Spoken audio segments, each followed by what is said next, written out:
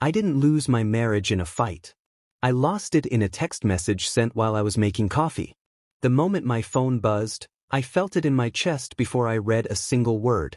I was standing in the kitchen, barefoot on cold tile, coffee still steaming in the mug I'd bought just for this trip. The house was quiet in that early morning way that usually feels peaceful. That day, it felt staged, like a calm set built to hide something rotten underneath. The message was short. Surgical. You're not coming on the cruise. Plans changed. My daughter wants her real dad. That was it. No call.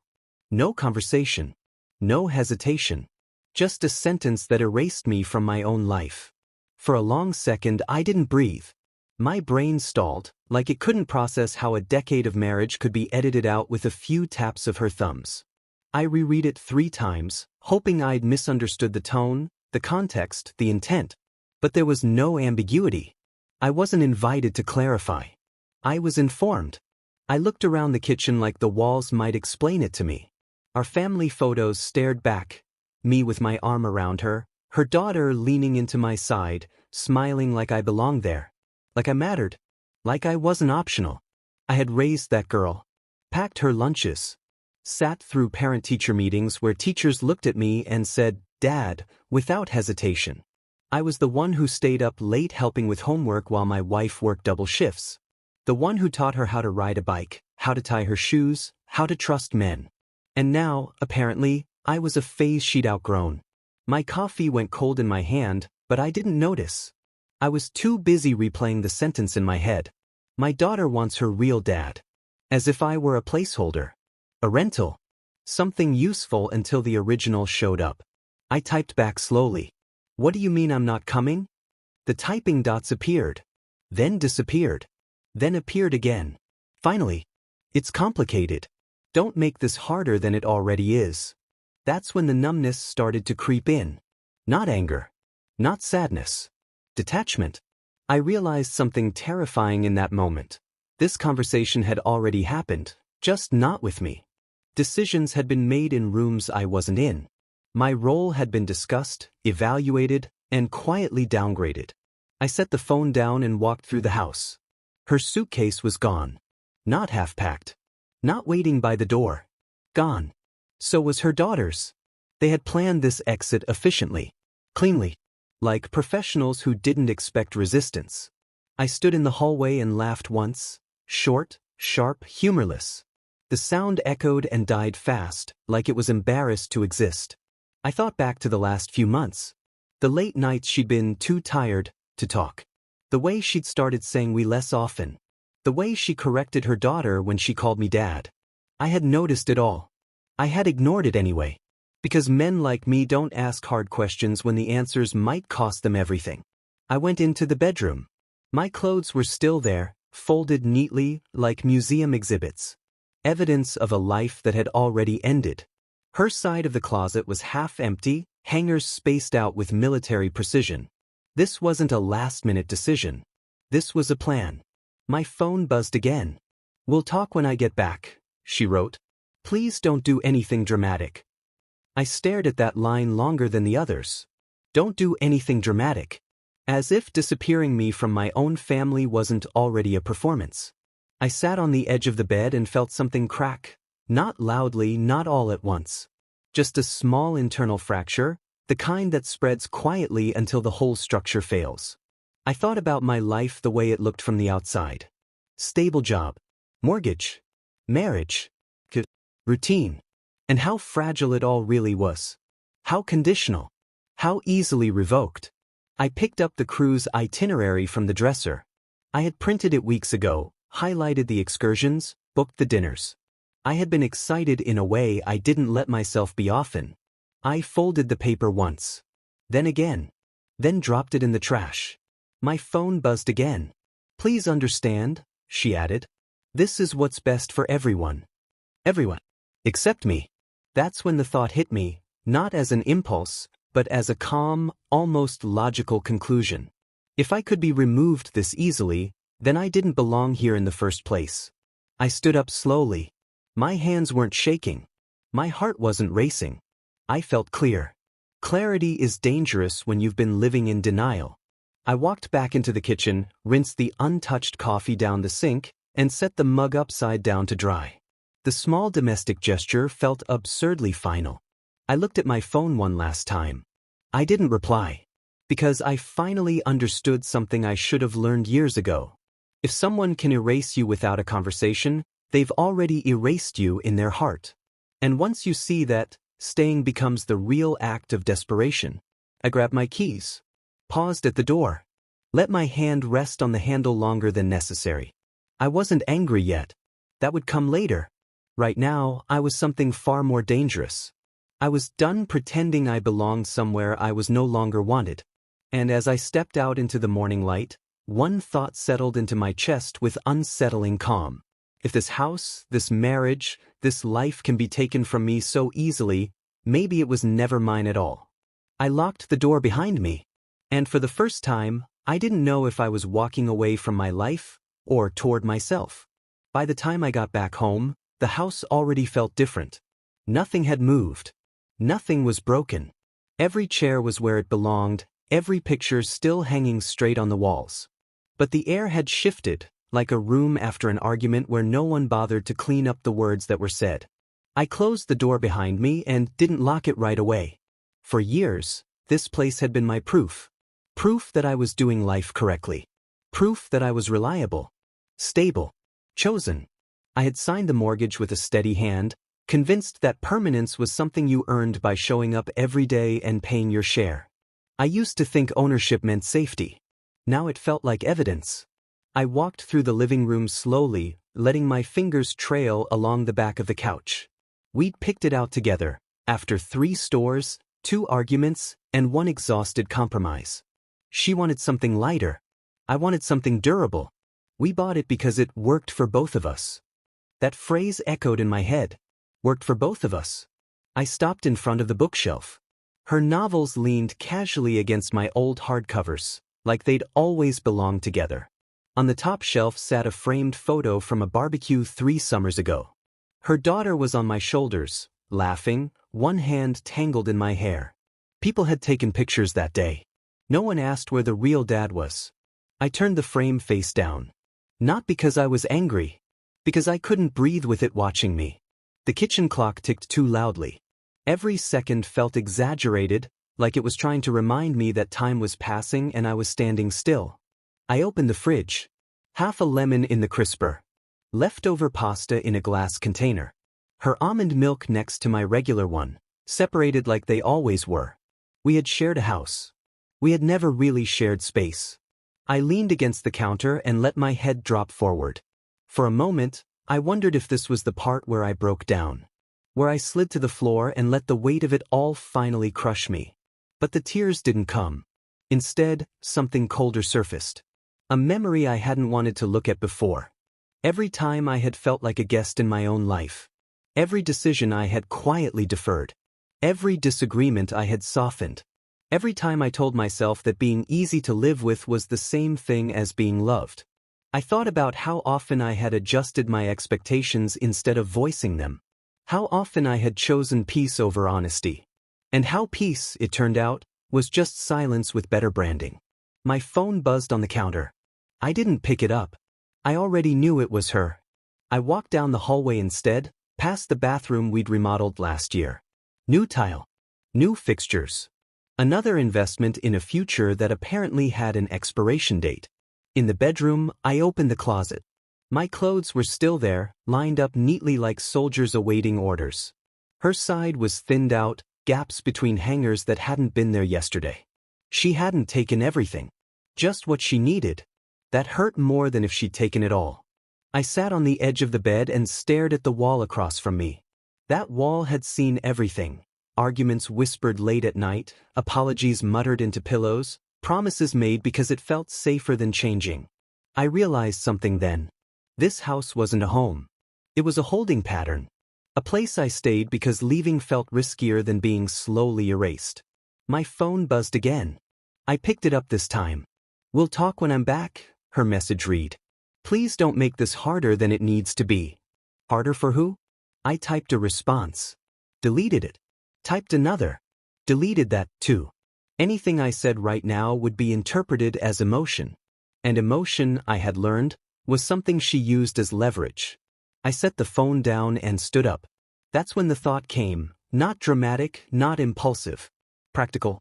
If I could be removed from this family without a conversation, then this house wasn't a foundation. It was a liability. I walked back into the living room and sat at the dining table. The surface still had a faint scratch from the night her daughter had tried carving her initials into it with a fork. I had laughed then, told her it added character. I pulled out my laptop. The screen glowed softly as it came to life. I stared at it for a long moment, feeling the weight of what I was about to do settle into my chest. This wasn't revenge. It didn't feel sharp enough for that. It felt corrective. I opened my contacts and scrolled until I found the name I hadn't planned on calling today. The realtor. My finger hovered over the call button. I thought about the nights I'd stayed up late balancing budgets so we could afford this place. The weekends I'd spent fixing things instead of resting. The quiet pride I'd felt every time I pulled into the driveway. And I thought about how quickly I'd been deemed unnecessary. I pressed call. "Hey," I said when he answered. My voice sounded steadier than I felt. "I need to ask you something." There was a pause. "Sure. What's going on? How fast can a house go on the market?" Another pause. Longer this time. "If you're serious," he said carefully, "we could list today." Today. The word landed heavy and clean. "Yes," I said. "I'm serious." We talked logistics. Paperwork. Numbers. Timelines. It was all very calm. That scared me. When I hung up, I sat there for a long time, staring at the blank wall across from me. My reflection stared back faintly from the dark screen of the TV. I barely recognized the man looking at me. Not because he looked broken. Because he looked awake. I stood and walked through the house one last time, slower now. Not sentimental. Observant. I noticed how much of myself I had tucked away in corners. How much space I had given up without being asked. By the time I reached the front door, my chest felt tight. But not with regret. With resolve. I slipped my keys into my pocket and glanced back once. For years, I had called this place mine. But standing there, ready to leave, I finally understood the truth. I had been living in a house that belonged to a version of me who thought love was something you earned by enduring. And that man? He didn't live here anymore. I opened the door. And as I stepped outside, one thought followed me into the daylight. If I was willing to lose the house this easily, maybe I'd already lost it a long time ago. By noon, the day had stopped feeling real. Time flattened into something thin and sharp, like it could cut you if you moved too fast. The sun climbed higher, bright and indifferent, and I realized how strange it was that the world kept going when mine had quietly rerouted itself. I showered without really washing. Let the water run until it turned lukewarm, then cold. I stood there longer than necessary, watching the steam thin out on the mirror, my reflection coming back into focus piece by piece. There was no dramatic change. No visible crack.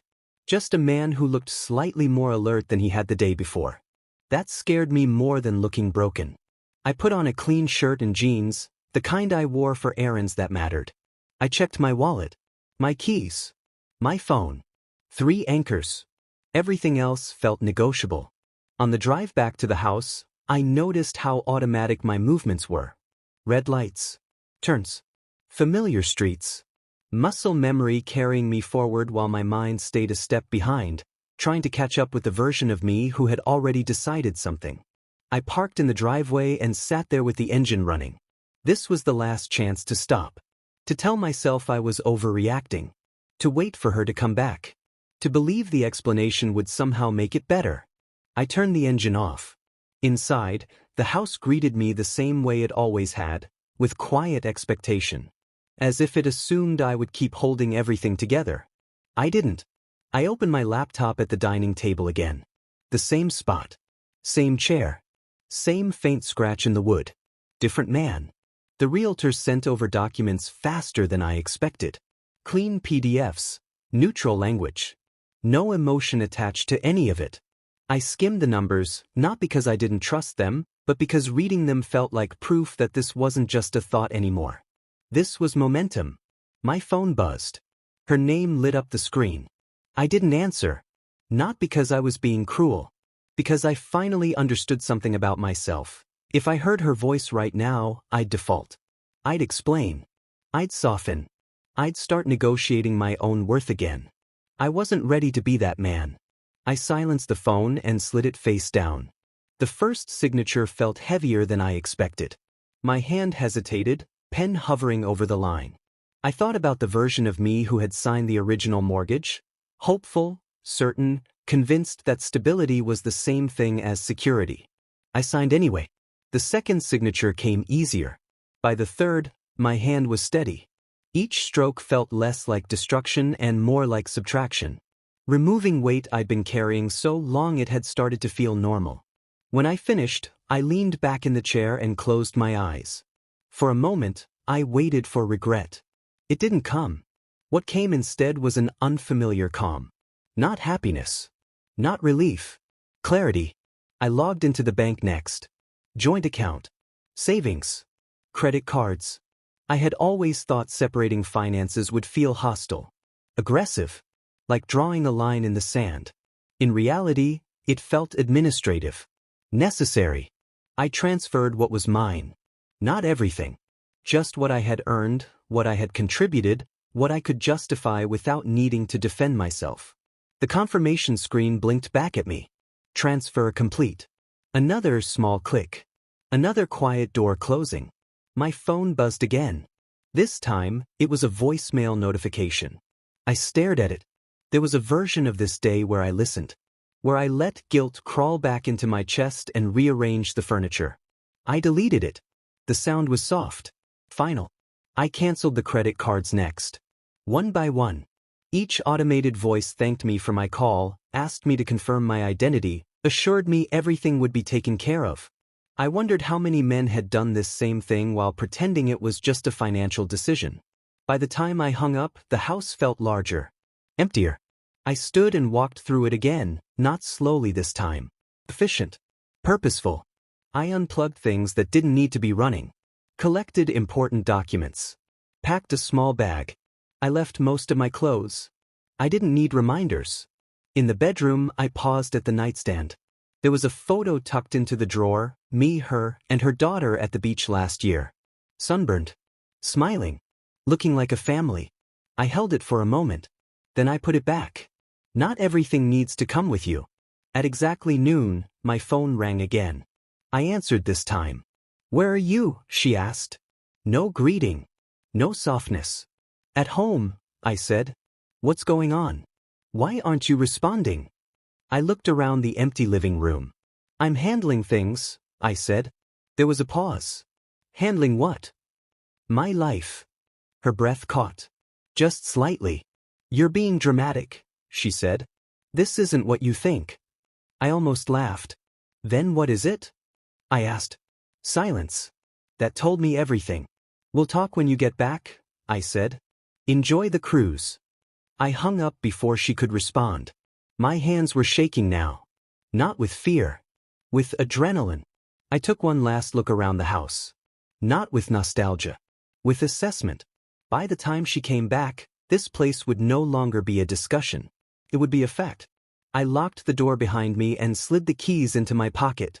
The metal felt heavier than it ever had. Outside, the afternoon sun was relentless. Honest. I got in the car and pulled away from the curb without looking back. As the house disappeared in the rearview mirror, a final thought settled in, quiet but undeniable. By noon, I hadn't destroyed my life.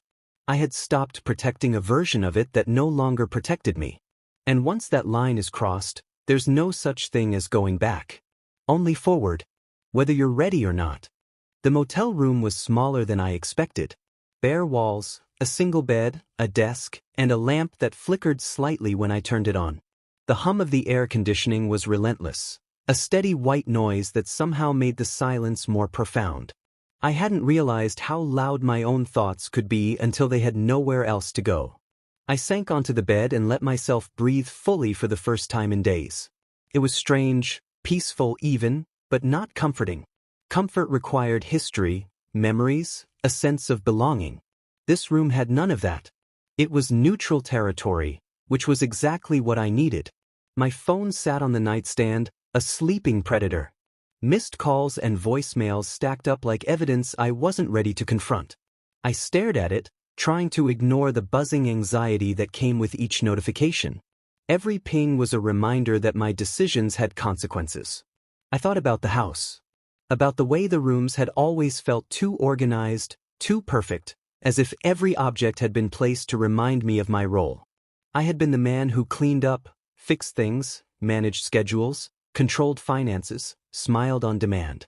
And now all of that labor, practical, emotional, invisible, had been quietly erased by a text. I didn't cry. Not yet. Instead, I made a small ritual out of order. I unpacked only what I needed for the night. Toothbrush, wallet, phone charger, minimal clothing. I left everything else in the bag, untouched. Minimalism wasn't just convenience, it was symbolic. I was shedding the unnecessary, not because it was burdensome, but because it had never been mine. Sitting on the edge of the bed, I let my thoughts wander, even when I knew where they would lead. To guilt. To questions. To a replay of moments I wished I could have paused and handled differently. Every decision, every compromise, every silent acceptance seemed magnified in the quiet. A voicemail notification blinked at me. I stared at it. My finger hovered over the play button. My instincts screamed at me to listen, to validate, to respond. But I didn't. Instead, I deleted it. The deletion was soft, almost ceremonial. The phone blinked and went silent. I could almost hear the echo of the words I would never hear, the explanations I would never receive. And in that silence, I recognized a strange kind of relief. Hours passed, marked only by the sunlight shifting across the wall. I made coffee in the tiny kitchenette, burnt the first cup, drank the second. I watched the steam rise from the mug and let myself sit with nothing but the slow crawl of minutes. There was no urgency here. No judgment. Just me and a quiet room that demanded honesty. I thought about my daughter. How she had wanted her real dad, without understanding what that meant to me. I thought about the way I had tried to prove my worth daily, through presence, reliability, patience. And yet, despite every ounce of effort, it had not been enough. And that realization, raw as it was, didn't break me. It freed me. I walked around the room slowly, examining the bare walls and cheap furniture. This place could be anywhere, anyone's temporary stop in the world. But for the first time, it felt like mine, not by right or by claim, but because I chose to occupy it on my terms, free from expectation. My phone buzzed again, a text this time. A short message from her, "We need to talk." I stared at the words, thought about them, felt nothing. And then I turned off the phone and placed it in the drawer. Not forever, but until I was ready to speak on my terms. I sat back on the bed and let the quiet stretch around me. This silence was louder than any argument we had ever had. It contained the weight of every decision I had deferred, every compromise I had made for the sake of peace. And in that loudness, I found clarity. I didn't need permission to exist. I didn't need validation to act.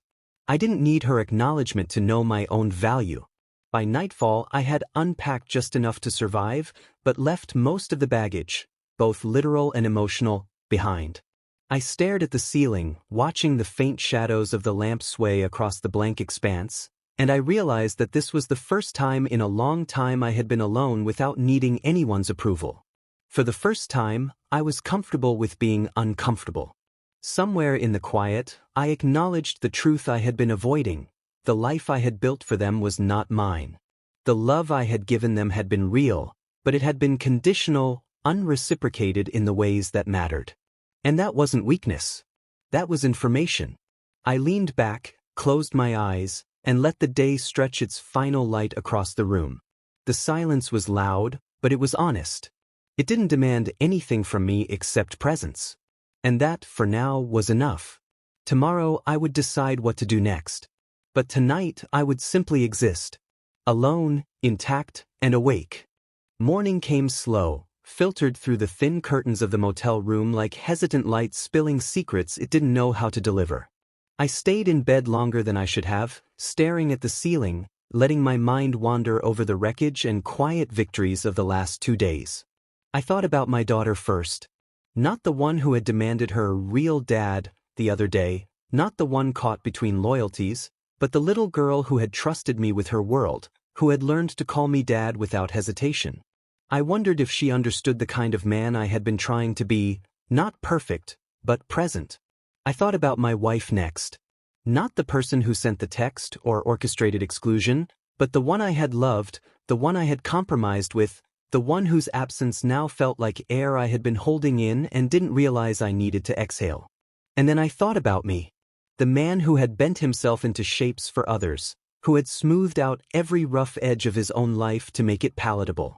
The man who had tolerated small humiliations, overlooked repeated slights, and whispered apologies to maintain a fragile peace.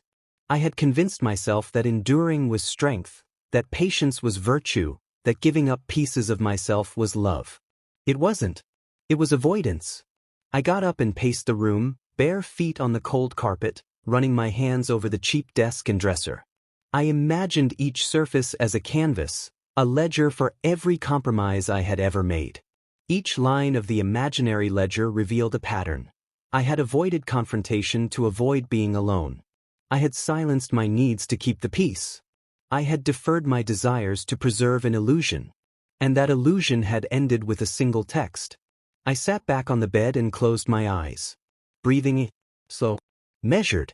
I started naming the truths I'd avoided. I had allowed my life to revolve around validation that never truly existed. I had sought worth from people who didn't appreciate it. I had sacrificed my clarity for the comfort of being tolerated. Each truth hit like a small hammer, precise and undeniable. For the first time, I could see the pattern clearly. The life I had built for them was not mine. The love I had offered had been real, but conditional. It had demanded patience, self-erasure, and constant proving. And when it no longer served their narrative, it had been discarded quietly, efficiently, without confrontation. I realized then that the hard part wasn't leaving. It wasn't the paperwork, the bank transfers, the phone silences. The hardest part had been living a life that wasn't fully mine, pretending that I was okay with it. I needed clarity. I needed to reclaim my center. To stop chasing validation and start trusting my own measure of worth. I picked up a notebook I had brought with me. Pen in hand, I began writing. Not a plan for revenge, not a list of grievances, but a ledger of my own truths. Small things first. I am capable, I am resilient, I am not optional. Bigger truths followed. I deserve to make decisions without fearing judgment, to exist without being diminished, to love without being replaced. As I wrote, I felt something shift. Not explosive. Not dramatic. A quiet alignment of self, the kind that only comes when you finally stop arguing with your own reflection. A text buzzed on my phone, another from her, "Please answer. We need to talk." I stared at it, finger hovering over the screen. My first instinct was to delete it. My second was to leave it unread. And then, for the first time, I realized I didn't have to do anything at all. Silence, I discovered, could be a choice. A boundary. A way to honor yourself. I let it sit. I thought about all the moments I had brushed off unease for the sake of harmony. All the corners of my life I had abandoned to keep everyone else comfortable. And I understood. The past could not be changed, but my engagement with it could. By mid-morning, I had packed what little I needed for the next steps. Clothes, documents, essentials. I left behind trinkets, gifts, reminders, everything that had tethered me to a version of life that no longer existed. I walked to the small kitchenette and made coffee, tasting it slowly, deliberately. The warmth seeped in, steadying nerves that had been on edge for days. I realized I was not anxious anymore. Not about confrontation, not about loss, not about her. I was focused. Focused on reclaiming myself. I sat back on the edge of the bed, the notebook open in my lap. Page after page, I recorded what I had learned. Not lessons on how to live for others. Not plans for appeasement. But truths I could act on, boundaries I could enforce, decisions I could make without asking permission.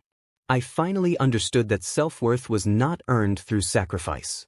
It was preserved through attention, through presence, through alignment with your own values rather than anyone else's expectations. Hours passed in quiet reflection. The room, once neutral and cold, now felt like a sanctuary of honesty. I didn't need the world to validate me. I didn't need apologies or recognition. I only needed my own acknowledgement of what I deserved. Even when the phone buzzed again, signaling another message, I didn't look. I didn't feel compelled. I simply let it lie there, silent, waiting, while I breathed in the reality that I could act on my own terms. By evening, I realized something profound. Leaving wasn't just about removing myself from them. It was about removing myself from the life I had allowed to define me through the expectations of others. It was about finding myself in a quiet, deliberate space where no one could dictate my worth. And that, I decided, was just the beginning. For the first time in a long time, I wasn't running from loss. I was running toward clarity. I drove through the city streets with the weight of clarity pressing down on my shoulders, but in a way that felt less like burden and more like preparation. The air smelled faintly of rain, though no drops had fallen. The light shifted, casting long shadows across the buildings, making everything look sharper, more defined.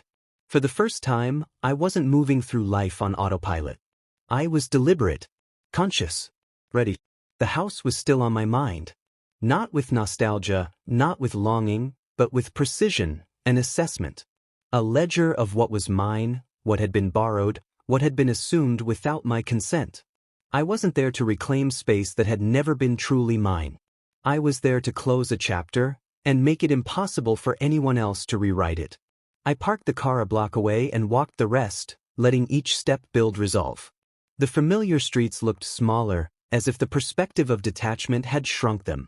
I could see everything clearly, the neighbors' windows, the perfectly trimmed hedges, the driveway where I had parked countless times feeling like a contributor to a life I didn't fully own.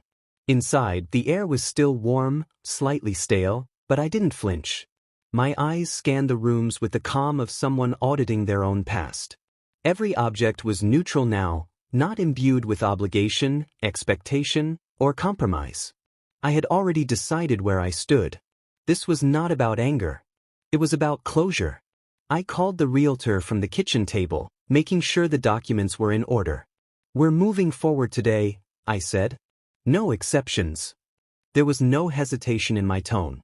No need for discussion. I didn't consult anyone. I had consulted myself. Later, as the paperwork was signed, I realized the ritualistic nature of the process. Each initial, each signature, each confirmation of transfer wasn't just legal, it was symbolic. Every stroke marked a separation from expectations, from quiet compromises, from the version of myself that had stayed silent for far too long. When the last pen lifted from the page, I felt a strange calm settle in. Not relief, not triumph, just a deep recognition that my choices were now entirely my own. I wasn't reacting anymore. I was creating. My phone buzzed again. Another text. "We need to talk. Now." I didn't reply. I didn't need to. The choice to remain silent was mine, and that silence carried more power than any argument or explanation could. I packed a small bag, essentials only, and walked through the house one last time. Each room was familiar but neutral, stripped of emotional weight. I didn't look back. I didn't linger. I didn't argue with memory. The past existed only in the lessons it had taught me. As I turned the key for the final time and stepped outside, the sun had broken fully through the clouds. The street was quiet, almost expectant, like it knew the significance of departure. I slid into the driver's seat, feeling the cold metal of the keys in my hand. For years, I had measured myself against what others wanted me to be. Today, I measured myself against my own standards. Driving away, I realized that confrontation didn't always come in words. Sometimes it came in choices, in decisive action, in the courage to claim your own path. The house, the life, the roles, they had defined me only as long as I allowed them to. Now, the definition was mine. I let my thoughts drift toward the unknown future, but without fear. I didn't know exactly what would happen next, who would call, or what reactions awaited me. But I did know this. Every step I took from here would be deliberate, unchained from the past, guided by a clear sense of self. I passed familiar landmarks and didn't flinch. The streets that once felt restrictive now felt open, like pages waiting to be written. And for the first time, I wasn't chasing anyone's approval, I wasn't responding to anyone's expectations. I was simply moving forward. By late afternoon, I found a quiet spot to park and sit with a cup of coffee. I watched the sun lean toward the horizon, painting the city in orange and gold. The sensation was liberating. Every choice I had made, every signature, every decision to remain silent, every piece of baggage I left behind, was evidence of a man finally claiming his own narrative. I reflected on the lessons the past few days had delivered. Clarity is forged in decisive action, silence is sometimes louder than words, and self-worth is validated internally, not externally. The world wouldn't bend to my desires, and that was okay. I didn't need it to. I needed only myself. The phone stayed in the glove compartment, silent, ignored. It no longer dictated my attention. The past had been addressed, and the future was now a canvas waiting for deliberate strokes. As the sun dipped lower, I started the car and drove toward a new beginning. Each mile was symbolic, each turn an assertion of autonomy. I was done living in someone else's narrative, done performing the roles assigned to me by obligation, expectation, and silent compromise. I didn't look back once. By confronting the past decisively and choosing the future intentionally, I had reclaimed my life. Not through anger, not through chaos, but through clarity, action, and the courage to define my own worth. I arrived at the airport with a strange sense of detachment. People hustled past me, dragging suitcases, arguing over flights, laughing, rushing. And I moved among them like a ghost tethered to nothing. The cruise tickets were gone, the plan she had insisted on was gone, and yet I was here, not waiting, not pleading, not bargaining, just present. I found a quiet corner near the lounge, ordered coffee, and let myself watch the world without engaging. For the first time in years, I wasn't performing a role. I wasn't trying to prove anything. I wasn't trying to fit anyone else's expectations. I was simply observing. Alive, fully aware, and completely unclaimed. My phone buzzed in my pocket. Her name. I didn't look. I didn't care. The notifications piled up, growing more insistent, but I let them remain unanswered. Each ping was a reminder that I had agency now. That the power to respond, or not, was mine. The day passed slowly, measured only by the movement of planes above and the shadows shifting across the floor. I had a flight to catch in a few hours, but for now, I sat in quiet reflection. I thought about the house, the decisions, the papers, the keys, the silence. Every choice I had made to reclaim my life culminated here. And the culmination wasn't dramatic. It wasn't a confrontation with raised voices or slammed doors. It was the calm, deliberate assertion of my own existence. Hours later, I boarded the plane, found my seat, and let the hum of the engines settle into my bones. I thought about my daughter, the one who had called me her dad without hesitation. I thought about the wife who had orchestrated my exclusion. And I thought about the man I had been and the man I was becoming. It hit me then. The realization that the life I had been living for them wasn't my life at all. The love I had offered was conditional, and the expectations I had fulfilled were not requests but obligations. And yet, despite that, I had discovered my own worth, my own strength, and my own clarity. By the time the plane reached cruising altitude, the city below looked small and distant, almost unreal. I didn't feel loss. I didn't feel regret. I felt the quiet power of self-possession. I realized that the freedom I sought wasn't about revenge or escape. It was about presence. Presence in my own narrative, on my own terms. I closed my eyes and allowed the hum of the engines to lull me into introspection. Memories of years spent negotiating my place in their lives, of evenings spent smoothing over conflicts I didn't create, of mornings waking to obligations that weren't mine, surfaced. But instead of sorrow, I felt relief. Relief that I had finally chosen myself, that I had finally acted decisively, that I had finally acknowledged the truth I had been avoiding. When I opened my eyes, the sky was painted with the gold of sunset. I thought about what awaited me on the other side. Not people, not a plan, not a destination, but myself. And for the first time, I felt fully prepared to meet that version of me. Confident. Unshaken. The notifications on my phone kept coming, growing frantic, but I let them ring unanswered. I had no need to justify my choices, explain my actions, or respond to expectations I had long since rejected. Silence had become my ally, louder and more impactful than any argument or confrontation. As the plane descended, I felt an unfamiliar lightness. I wasn't running from anyone. I wasn't escaping. I wasn't seeking validation. I was simply moving forward, fully aware of my own value, fully capable of shaping my own narrative. Stepping off the plane, I breathed in deeply. The world stretched out in front of me, vast, unknown, full of possibilities. And I realized the most important thing. The day everything changed wasn't marked by chaos or confrontation. It was marked by a simple, decisive reclaiming of self. I walked through the terminal, collecting my bag, feeling the solid weight of reality and freedom in my hands. Each step was deliberate, each breath intentional. I understood that the past was done, the house sold, the relationships defined by their choices. What remained was the future, mine to navigate, mine to define. And in that moment I smiled, not because anyone would see it, not because I needed to, but because I finally understood the truth that had eluded me for years. I am the author of my own life.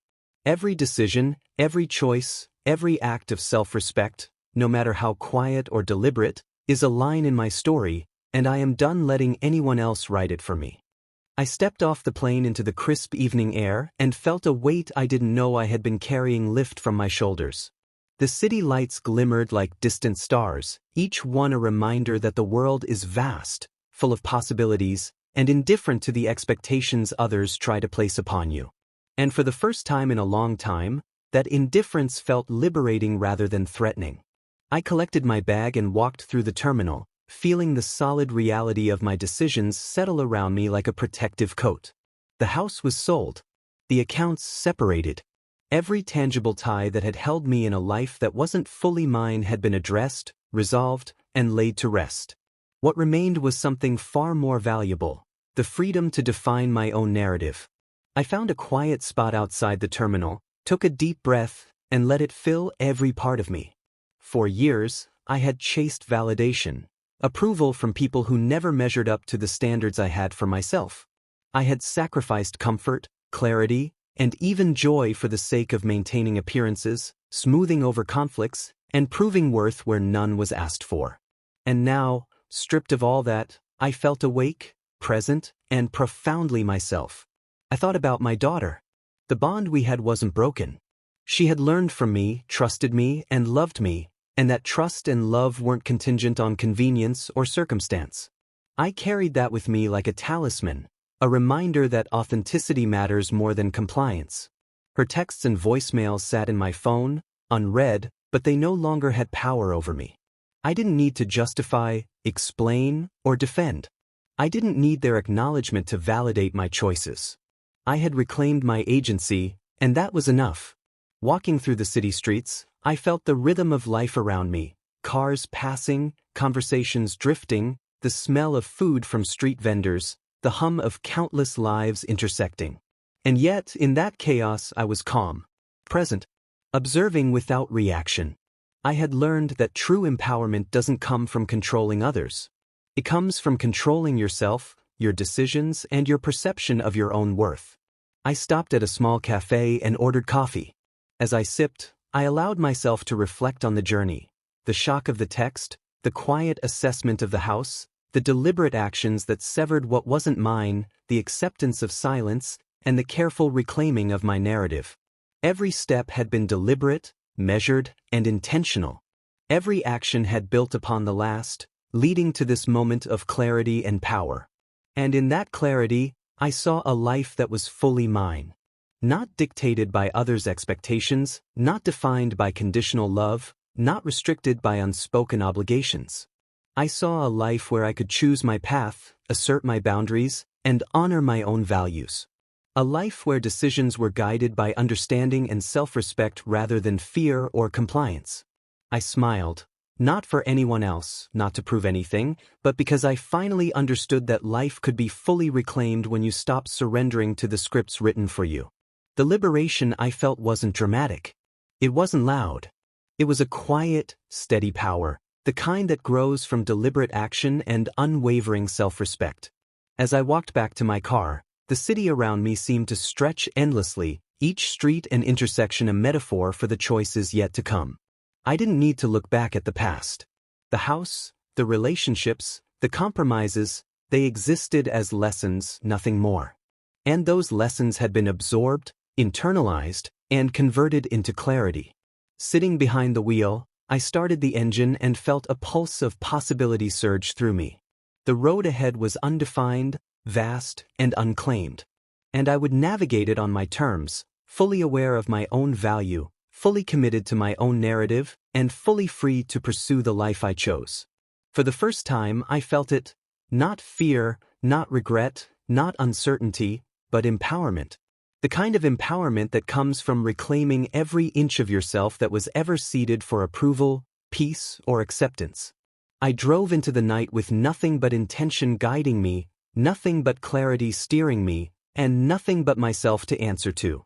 The journey ahead wasn't promised to be easy. It wasn't promised to be safe. But it was mine. And for the first time, that was enough.